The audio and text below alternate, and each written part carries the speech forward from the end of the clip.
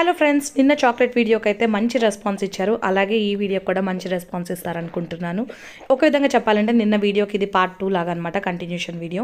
So ఇక్కడ only cashew చాక్లెట్సే కాకుండా rice బాల్స్తో chocolates చేస్తున్నాం. రైస్ బాల్స్ ఎందుకు యూస్ చేస్తామంటే క్రంచీనెస్ కోసం. అలాగే పిల్లలు తినే జెమ్స్తో కూడా చాక్లెట్స్ అయితే ప్రిపేర్ చేస్తున్నాము.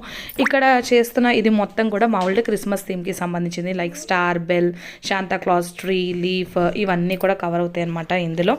అండ్ మనకి ఎప్పుడైనా సరే ఎడ్జెస్ వరకు నీట్గా రావాలి షేప్ అంటే ఒక ఫోర్క్తో కానీ లేదంటే టూత్ పిక్స్ ఉంటాయి కదా, టూత్ పిక్స్తో కానీ మనం ఇలా చేస్తే ఎడ్జెస్ వరకు కూడా వెళ్తుంది. అండ్ యాజ్ ఇట్ ఈస్గా నిన్న చెప్పినట్టు మనం చాక్లెట్స్ ఒకసారి మౌల్డ్ చేసినాక ఒక 2-3 టైమ్స్ ట్యాప్ చేయండి, ఎయిర్ బబుల్స్ అన్నీ పోతాయి.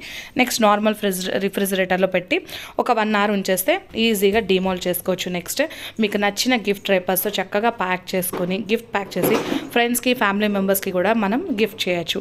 మీకు కానీ వీడియో నచ్చితే సబ్స్క్రైబ్ చేయండి ఫ్రెండ్స్. And happy Christmas.